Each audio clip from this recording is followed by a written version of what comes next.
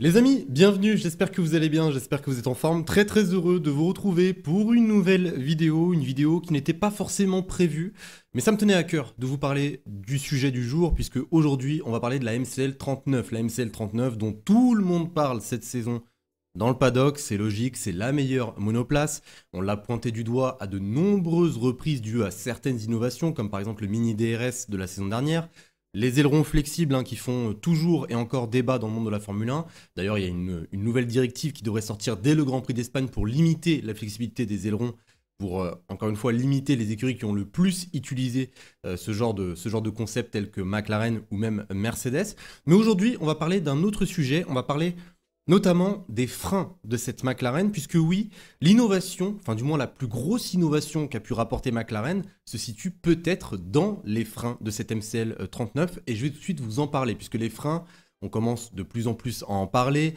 Il y a des personnes telles que Toto Wolff ou même Christian Horner qui ne comprennent pas comment la MCL 39 arrive à ne pas surchauffer les freins de la même manière que la RB21 ou que la W16. Donc les amis, on ne perd pas plus de temps et aujourd'hui on va rentrer dans une analyse technique sur cette MCL 39 puisque croyez-moi, il y a beaucoup de choses à dire et on est dans une totale théorie. Voilà, je vais pas vous sortir ouais. Alors la MCL 39, elle est forte parce que c'est ça, c'est ci, c'est ça. On peut pas voir ce qu'il y a à l'intérieur des freins, mais croyez-moi qu'on a certaines théories et je vais bien sûr vous en parler aujourd'hui.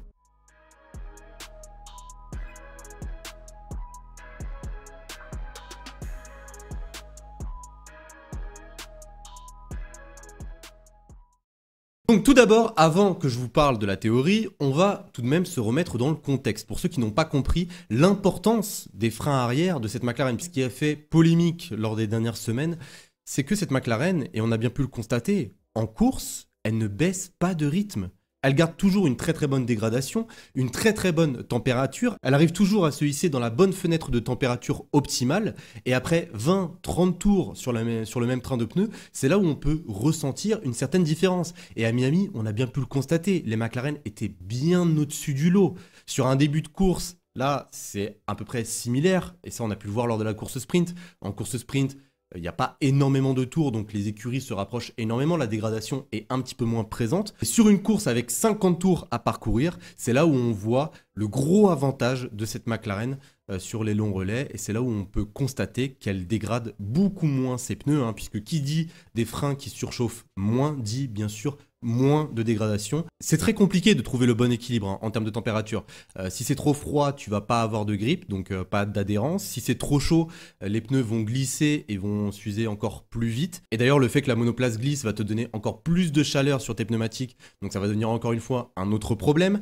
On peut le constater, il y a une énorme différence entre la McLaren, la Red Bull, la Ferrari et la Mercedes. Et le point de départ de tout ce problème, c'est notamment Suzuka. Puisqu'à Suzuka, certaines équipes ont pu récupérer des images thermiques des freins arrière de cette McLaren et on peut bien le constater, ces freins étaient beaucoup plus froids que ceux de la concurrence. Et on peut dire que ça a été le point de départ de toute cette polémique puisque les écuries ne comprennent pas comment la McLaren fait pour ne pas surchauffer les freins. Donc on a terminé pour cette introduction, il fallait que je vous remette dans le contexte. Maintenant, on va voir ensemble pourquoi est-ce que c'est si important pour les autres équipes d'essayer de trouver cette innovation comme a pu le faire McLaren. Puisque là, on arrive... Je tourne cette vidéo juste avant le week-end à Imola. À Imola, on attend énormément d'évolution et il faut absolument que les écuries s'inspirent de ce qu'a pu rapporter McLaren lors de cette saison 2025. Et même c'est un travail qui a déjà été fait depuis 2024, mais c'est vraiment en 2025 qu'on peut voir la différence en termes de rythme sur les longs relais par rapport à la concurrence. Donc maintenant, on rentre dans la partie la plus importante et là, on est encore une fois dans la théorie. Voilà, on ne peut pas vérifier ce qui se passe à l'intérieur de la monoplace, il n'y a que la FIA qui peut vérifier et la FIA ne nous donne bien aucune information sur ce qu'a pu faire McLaren pour avoir cet avantage en course.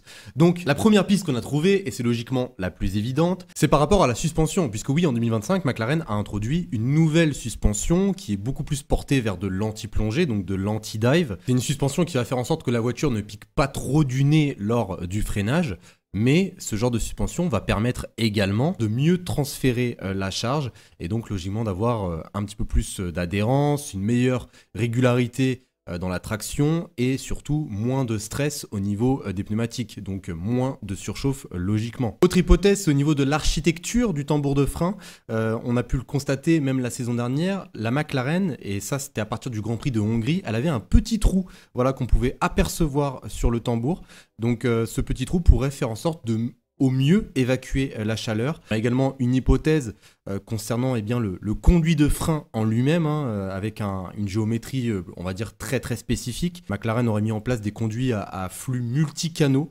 redirigeant l'air vers notamment le disque, l'étrier ou même la jante. Donc des flux qui sont totalement optimisés pour refroidir sans pour autant compromettre l'aérodynamique de la monoplace. On a également une autre hypothèse qui nous vient tout droit de Christian Horner. Ça serait un refroidissement à l'eau. Tout simplement, donc un refroidissement à l'eau semble très peu probable, hein, bien évidemment. D'ailleurs, Zak Brown en a plutôt bien ri, hein, puisqu'il est arrivé dans le paddock avec une bouteille d'eau avec marqué dessus l'eau des pneus, tout simplement, enfin tire water, donc c'était assez marrant à voir. Je rappelle que c'est totalement illégal, voilà, je le rappelle, c'est totalement illégal, et la FIA a checké les freins, les pneus de la McLaren, et il n'y a rien qui montre qu'elle a une certaine quantité d'eau pour refroidir les freins.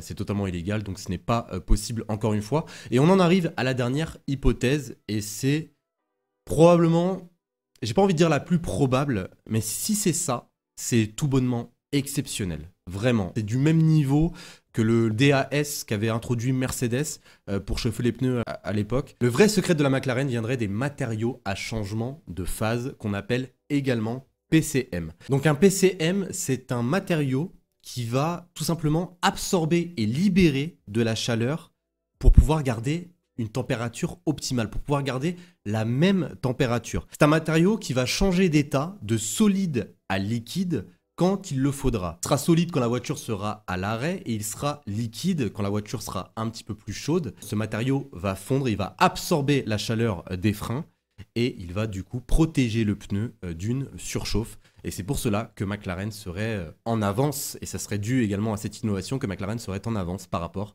à la concurrence. Donc j'espère que vous avez compris. L'hypothèse la plus probable, ça serait un matériau à changement de phase. On ne peut pas le vérifier. Je rappelle juste que c'est quand même un matériau qui est très très compliqué à mettre en place, hein. Généralement, tu vas devoir le mettre, je l'imagine, hein, au plus proche de la jante, hein, pour qu'il puisse faire tampon, pour absorber au maximum la chaleur. Et le plus fort dans tout ça, parce que oui, il y a aussi l'aspect aérodynamique qu'il ne faut pas oublier. Si tu rajoutes quelque chose sur tes freins, ça peut avoir un impact aérodynamique. Et ça, c'est totalement interdit. Et là, si c'est cette solution, c'est totalement passif. Il n'y a pas de système électronique, pas d'eau, pas d'actionneur. C'est juste un matériau en fait bien placé qui fait le boulot dans le plus grand des calmes. Tout simplement. Donc voilà, concernant cette hypothèse, en tout cas, vous me direz bien sûr ce que vous en pensez. Je sais que beaucoup d'experts sont contre cette hypothèse parce que c'est très très compliqué de trouver un PCM capable de chauffer entre 800 et 1000 degrés, enfin du moins capable d'absorber la chaleur entre 800 et 1000 degrés.